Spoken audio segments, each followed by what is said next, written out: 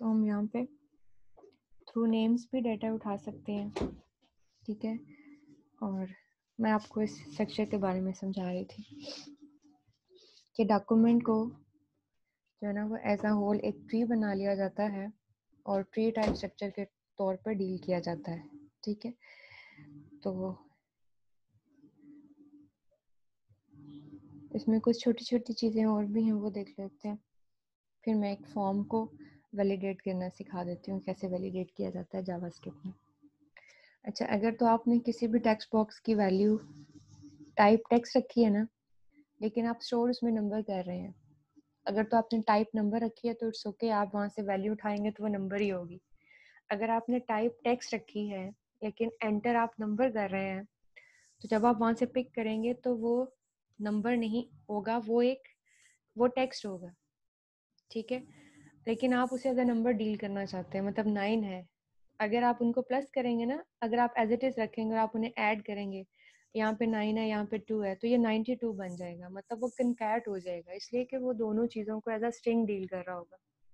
तो अगर आपने या तो आप यहाँ टाइप चेंज कर लें, नंबर रख लें, या फिर आप दूसरा काम ये करें कि आप यहाँ पे जो भी डाटा आपने टेक्स्ट बॉक्स से उठाना है, अगर आप चाहते हैं कि आप उसको इंटीजर में कन्वर्ट कर लें या नंबर में, तो आप उससे पहले ये देखिए नंबर एन कैपिटल होगा, ठीक है, एन कैपिटल होगा नंबर का। तो आप इस तरह से किसी भी स्ट्रिंग को नंबर में कन्वर्ट कर सकते हैं। अब आपने 9 लिखा है ना, तो इस फंक्शन के थ्रू वो क्या हो जाएगा, नंबर में कन्वर्ट हो जाएगा, ठीक है। एक तो ये बात। अब ये पूरा फॉर्म को वैलिडेट करना, पहले फॉर्म देख लेते हैं, इसमें फॉर्म क्या था, ये बाद में मैं बताऊंगी क्या है। फॉर्म था हमारे पास ये इस तरह से, ये इसमें नंबर एंटर कर, नेम एंटर करें फॉर एग्जांपल, ये इसमें हमने जैसे सबमिट किया वो कह रहा है चेक जेंडर, कि जेंडर तो भी आपने चेक नहीं किया, ओके।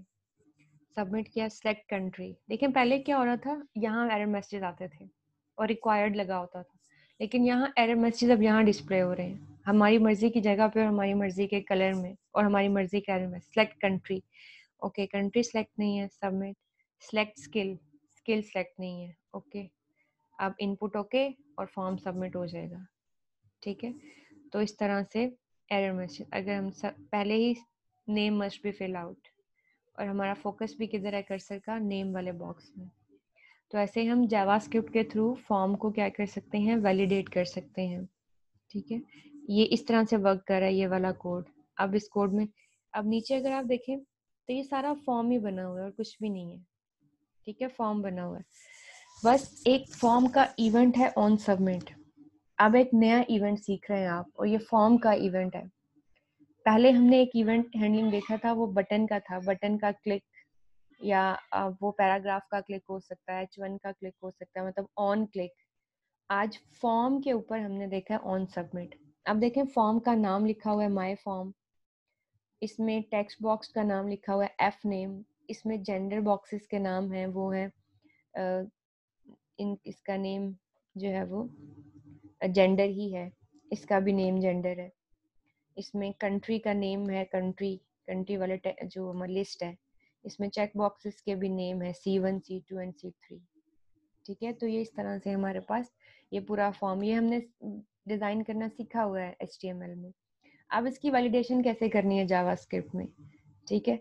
अब एक तो ये लाइन चेंज है सबसे पहले।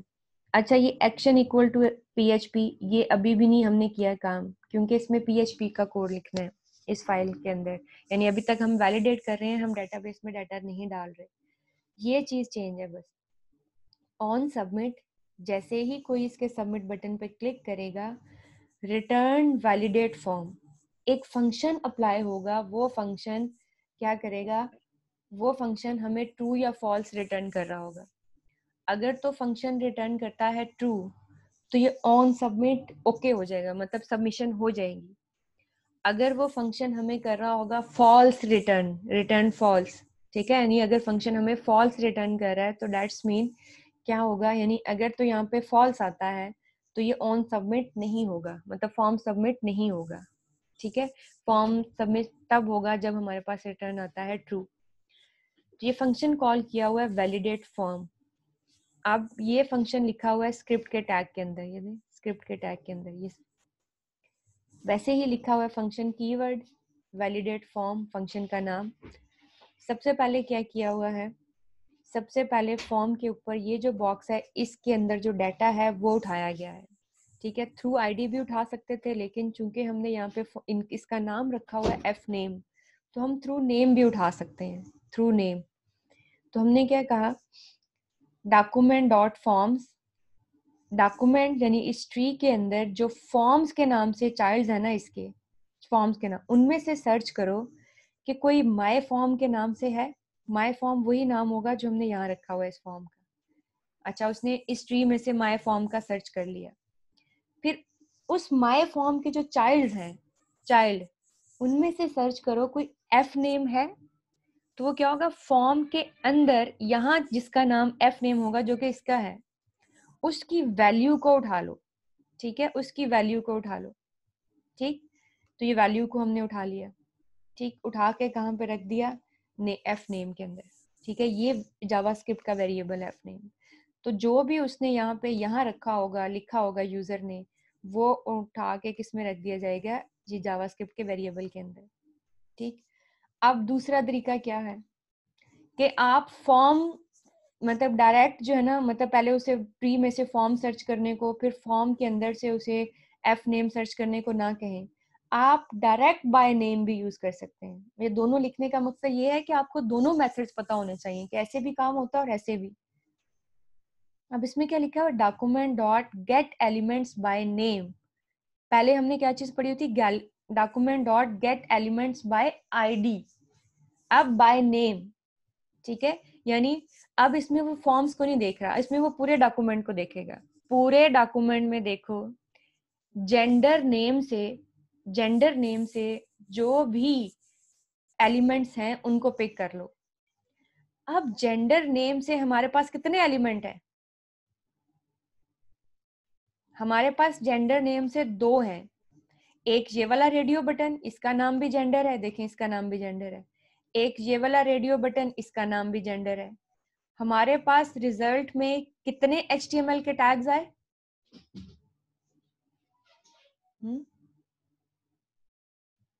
सुन रहा है कोई, समझ रहा है?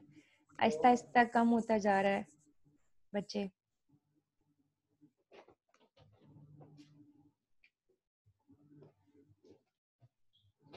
कोई समझ आ रही है? एक दफा कहीं प्रॉब्लम है तो पूछ लें। समझ आ रही है तो फिर बताते तो है नहीं कि जब यहाँ gate elements by name gender से गेट किया तो कितने टैग पिक हुए, कितने एलिमेंट पिक हुए, दो एलिमेंट पिक हुए ऑब्वियसली, ठीक है, दो।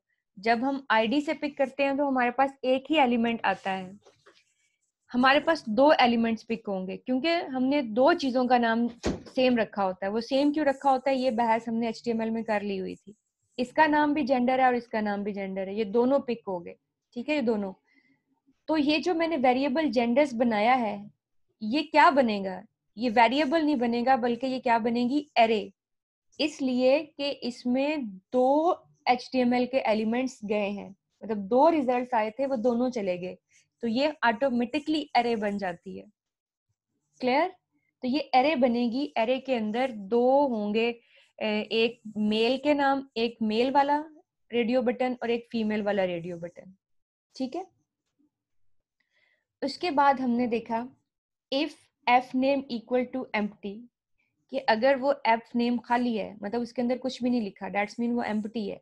अगर वो खाली है तो हमने क्या किया, document dot gate element by ID demo dot, मतलब वो जो पैराग्राफ है ना, ये पैराग्राफ लगा हुआ है, ये जिसके ऊपर बार बार जो है ना एरर डिस्प्ले होता है, उस पैराग्राफ के ऊपर जो है ना क्या करो, एरर मैसेज डिस्प्ले करवा दो, ठीक है। एरर, एरर के अंदर एरर मैसेज हमने क्या रखा हुआ, name must be filled out. Error क्या है, वेरिएबल है, स्ट्रिंग है, तो ये उसके ऊपर डिस्प्ले करवा दो। हम डायरेक्ट भी यहाँ डिस्प्ले करवा सकते थे, name must be filled out.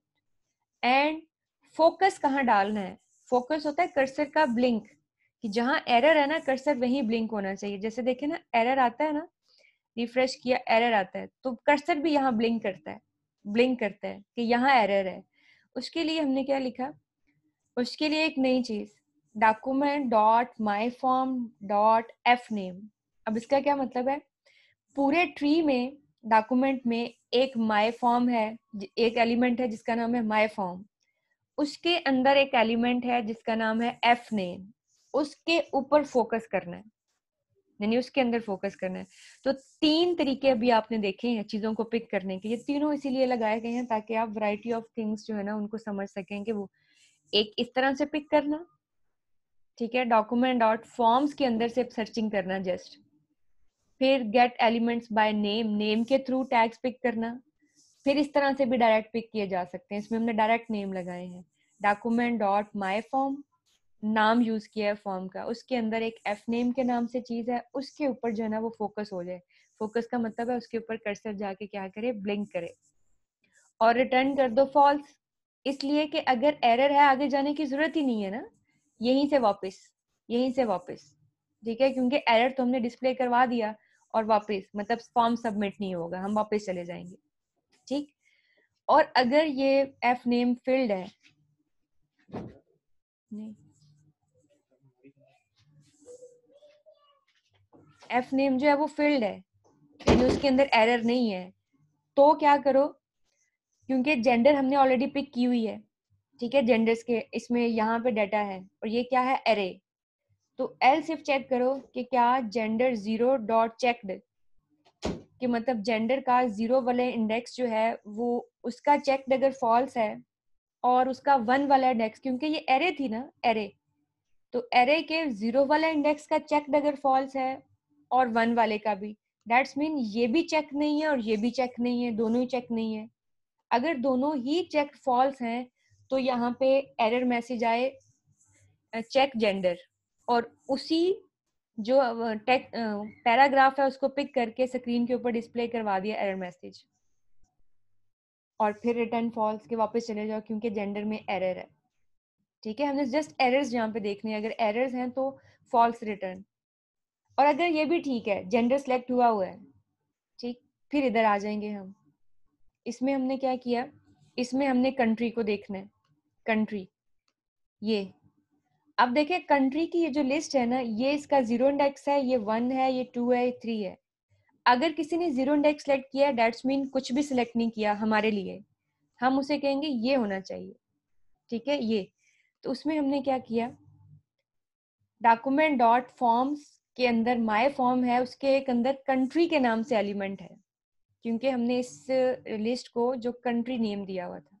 Country के नाम से एलिमेंट है, डॉट सिलेक्टेड इंडेक्स, अगर उसका सिलेक्टेड इंडेक्स लेस देन 1 है that's mean zero, zero select है, 1 से लेस सिलेक्ट है, तो एरर मैसेज आए सिलेक्ट कंट्री, और वो एरर मैसेज टेक्स्ट पैराग्राफ के ऊपर डिस्प्ले करवा के रिटर्न फॉल्स के यहीं से वापस हो जाओ, आगे चेक करने की जरूरत नहीं है, ठीक है, वो एरर मैसेज है, ठीक हो गया। सिलेक्टेड इंडेक्स लेस देन 1 नहीं होना चाहिए, जीरो नहीं होना चाहिए, ठीक है, क्योंकि जीरो पे क्या लिखा हुआ था हमने, जीरो पे तो हमने लिखा हुआ सिलेक्ट कंट्री, ठीक। फिर आगे नेक्स्ट क्या है, चेक बॉक्सेस, चेक बॉक्सेस हमारे पास 3 है, ठीक है, 3 है, तो हमने क्या किया, डायरेक्ट चेक कर लिया यहाँ पे, हमने उन्हें किसी वेरिएबल में स्टोर नहीं करवाया, हमने कहा document dot forms my form C1, ठीक है, यानी पहले चेक बॉक्स का नाम C1 होगा, देखें C1, अगर डॉक्यूमेंट डॉट फॉर्म्स में माई फॉर्म के अंदर एक C1 है, अगर वो चेक फॉल्स है यानी वो चेक्ड नहीं है, और मतलब एंड दूसरा भी चेक नहीं है, तीसरा भी चेक नहीं है, मतलब तीनों चेक नहीं है, तो दैट्स मीन यूजर ने कोई सिलेक्ट ही नहीं किया, तो एरर आ जाए सेट सिलेक्ट स्किल, एरर को डिस्प्ले करवाएं और यहीं से फॉल्स रिटर्न हो जाए। और अगर ये सारी कंडीशंस नहीं चलती, मतलब यूजर ने नेम में भी कुछ एंटर किया हुआ है, जेंडर भी सिलेक्ट है, कंट्री भी सिलेक्ट है, चेक बॉक्स भी सिलेक्ट है, तो क्या होना चाहिए, एल्स, यहाँ हम लिखते हैं एक्चुअल में PHP का कोड कि वो डाटा फिर डाटा सारा उठा के डाटाबेस में डाल दें, क्योंकि अभी हमने PHP नहीं पढ़ी, तो यहाँ पे हम लिख लेंगे इनपुट ओके और रिटर्न कर दो ट्रू, कि वो इनपुट ओके होगी, अब फॉर्म्स को सबमिट हो जाना चाहिए, ठीक है। तो हमने जैसे ही देखें name must be filled out, name enter किया, ओके, अब कोई चेक नहीं लगाया हुआ नेम कितना होना चाहिए, अगर मेल भी सिलेक्ट नहीं किया, अगर ये सिलेक्ट है, ओके, अब सेलेक्ट स्किल, क्योंकि ये भी सिलेक्टेड है Pakistan, skill select, okay, input okay, और वो फॉर्म मतलब पीएचपी का कोड देखिए, ऊपर देखिए एक्शन डॉट पीएचपी, ये पीएचपी का पेज चला, एक्शन चला, लेकिन वो पीएचपी का पेज हमारे पास डिजाइन नहीं है, दैट्स वाई आगे कुछ काम हुआ नहीं है।